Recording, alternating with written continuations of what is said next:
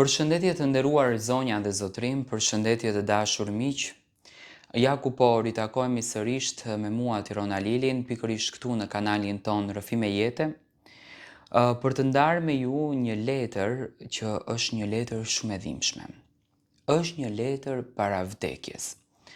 Këtë letër e ka shkruar një djalë i cili ka vuajtur nga kanceri, por nënës së tij nuk i ka treguar. Dhe gjatë kohës kur ka qenë duke u kurruar nga kjo sëmundje e keqe që fatkeqësisht po merr shumë jetë, ai ka lënë një shkrim që në fakt nëna ka vendosur që ta ndanë sot për të shprehur edhe dhimbjen e saj. Letrën e ka nisur me "E dashura ime nën". Nëse po e lexon këtë letër, do të thotë se unë nuk jam më pranë teje. Do të thotë se kjo letër ka bërë udhëtimin që unë nuk munda ta bëj deri në fund. Do të thotë se valixhja ime është kthyer në shtëpi, por unë nuk jam kthyer. Më fal nën. Më fal që po ta them të vërtetën vetëm tani. Për vite me radhë të kam folur në telefon me zë të qeshur. Të kam thënë se jam mirë, se puna po ecën, se lodhem pak, por gjithçka është në rregull. Ti më pyesje gjithmonë, Bir, a je mirë? Dhe unë përgjigjesha, po nën, jam shumë mirë. Por ishte gënjeshtra më e madhe që kam thënë ndonjëherë. Nuk e bëra sepse nuk të doja, por përkundrazi nuk ta tregova sepse të doja më shumë se jetën time. Gjithçka filloi disa vite më parë në Itali. Fillimisht mendova se ishte lodhje. Punoja shumë, net pa gjumë, turne të gjata, trupi më dhimbte, humbje peshe, më merrej fryma. Dhe një ditë shkova për analiza. Ajo ditë ma ndryshoi jetën krejtësisht. Mjeku më uli përballë tij dhe më tha fjalë që askush nuk dëshironte që ti dëgjoj. Ke kancer. Mu duk sikur u ndal koha. Nuk mendova për veten. Mendova për ty. Mendova për duart e tua të rrudhura nga puna. Mendova për sytë e tu që më kanë pritur në derë sa herë që unë jam kthyer. Mendova për netët kur nuk flije derisa të dëgjoje zërin tim. Dhe atë ditë vendosa që të hesht. Vendosa të luftoj vetëm, të mos ta rëndoj zemrën. Ti kishe kaluar mjaft dhimbje në jetë. Baba iku herët, varfëria na shoqëroi për vite. Ti sakrifikove gjithçka që unë të bëhesha dikush. Nuk mundesha të shtoja edhe këtë plagë.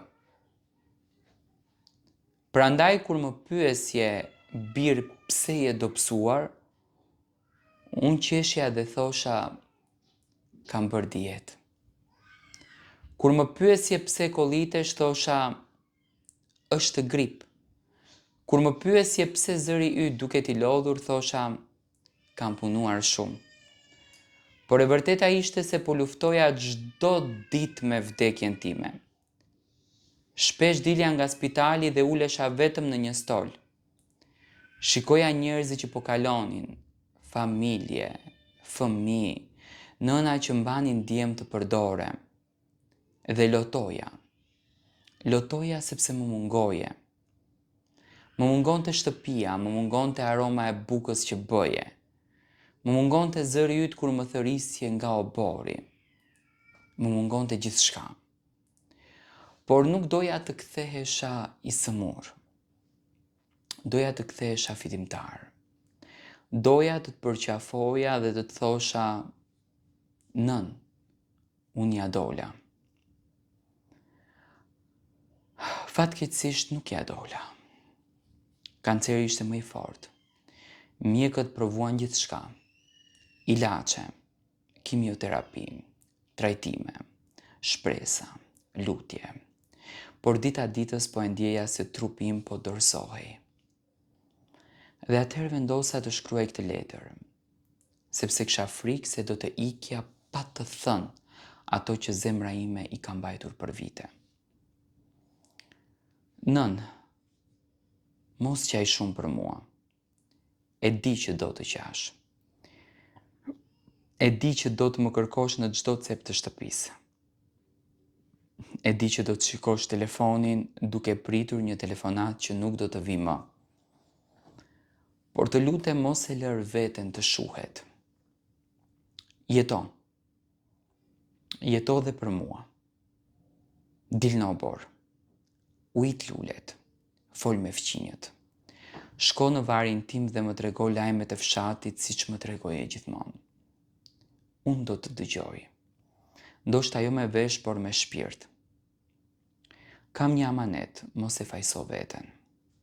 Mos thuaj kur si kur ta dija, mos thuaj si kur ta kisha marrë pranë. Mos thuaj si kur ta shpëtoja. Askush nuk mund ta ndryshonte fatin tim. As ti, as unë, e as mjekët. Kjo sëmundje ishte betejë ime, dhe unë e luftova deri në frymën time të fundit. Kam edhe një lutje tjetër. Mos i ure emigrante që ikin. Mos i gjyko ata që largohen. Sepse pas buzëqeshjeve të tyre shpesh fshihen plagë që askush nuk i sheh. Edhe unë buzëqeshja, por brenda meje kishte frikë, dhimbje, vetmi. Net kur mendoja se nuk do ta shihja më mëngjesin. Net kur shtrëngoja fotografin tënde dhe qaja si fëmijë. Nën, të kujtohet dita kur unë nisa për në Itali. Ti qaje fshehur azi. Unë bëja si kur nuk e vija re. Më dhe një copë bukë në çantë dhe më the, ku do që të shkosh? Mos haro se kush je. Nuk e harova kur, deri në frymën time të fundit, kam qenë djali yt. Ai djali që vraponte zbathur në obor dhe ai djali që fshihej pas teje kur kishte frikë. Ai djali që të premtonte se një ditë do të bënte krenare. Nuk e di nëse ja dola, po e di që të kam dashur më shumë se çdo gjë në këtë botë. Kur të hapësh valixhen time do të gjesh pak rroba, disa fotografi dhe këtë letër. Kjo është letër, është zemra ime. Ruaje, kur të të merr malli për mua lexoje.